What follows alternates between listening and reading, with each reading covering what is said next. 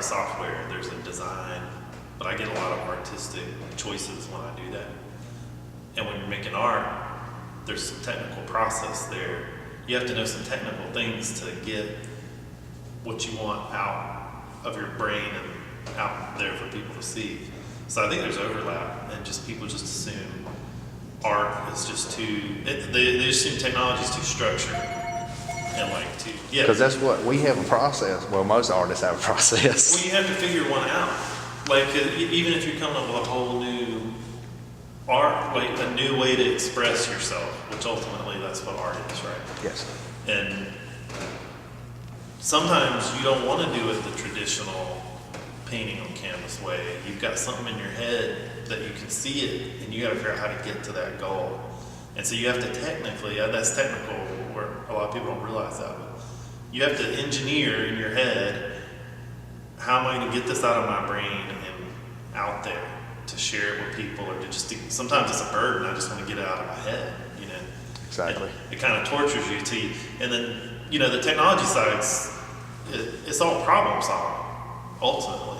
Like your art, your problem is that you have something you want to express, or you want something that you want to get a reaction.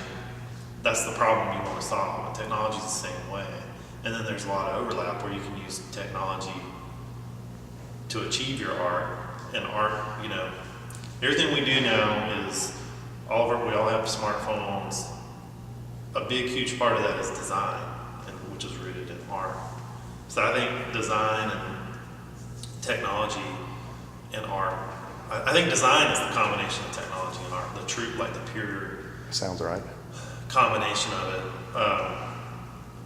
And the problem is finding a place for people to help you figure out that problem, and that's where I'm kind of at. Like, I've worked in team environments, and actually I was in a meeting with an investor, and we were talking about a project, and we were talking about the co-work space with another group of guys, and they're like, well, wait a minute, you know, you're going to have 2 or 3 designers and programmers in one space.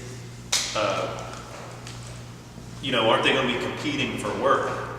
And they were thinking of it in terms like, oh, well, we're going to have 2 people going after the same client, and my investor is an old school tech guy. He's like, you don't understand, we're used to working in these collaborative environments and stuff. And you know, when you put those people together in the same space, they're not competing, they cooperate is the tendency, because everybody knows you can solve those problems faster, whether it's an art or a technology problem. So I'm trying to create a public space where people don't have to try to figure out who these people around them are. We create a space that attracts these people to do that. As an artist, to limit yourself on your technology options is kind of holding yourself back on trying to achieve your goal. Unless your art is, I'm trying to use as little technology as possible. But most people, that's not their art. Their art is, I want to get this out there. I have something. I need to get it out as fast as possible, because it's like we were trying to hold off on the magazine, and we're wanting to get it out as fast as possible because the news is old. Yeah. It's almost like everything you do, this will be old in a month or tomorrow, compared to... We're basically time traveling now. Exactly. Thank you very much. Time travel, perfect. You know, it used to be, you know, we see that on the news side. I mean, so Twitter and Facebook and stuff, you know, I mean, people follow that stuff, and I think our brains can, I think we can handle way faster than we're even moving right now, and we're just gradually getting into it. And it's eventually going to get to the point where stuff's going to happen, things are going to start and end within a couple hours.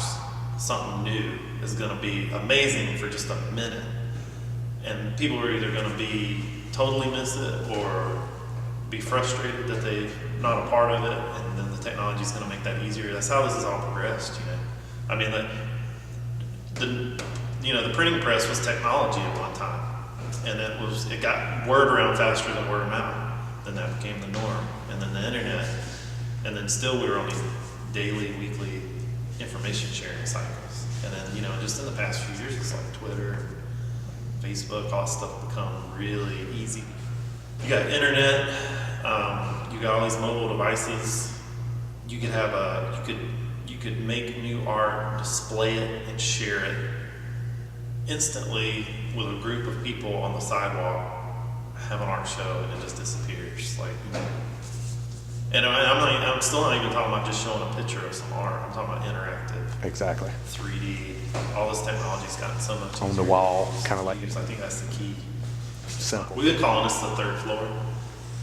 This is like if the first phase takes off, which everybody thinks it will, which is the ground floor down in the retail part, where we have this open collaborative work environment, and we're just going to kind of open it up and see who shows up. I mean, I have a general group of people that I think are going to sign up at first, and they're all going to be probably more technology oriented, but we're not going to restrict who can come in, because I have buddies now that have gotten into technology and art that were working in a kitchen 2 years ago, but because they found a group of people to help them figure out that technology, and they had the aptitude and the willingness to learn it, that everybody's helped each other out. Now they're kind of on the same, I'm working with one of those guys now. I mean, we work together. He's helped me figure stuff out. I help him figure stuff out. I've been doing, software for over 10 years.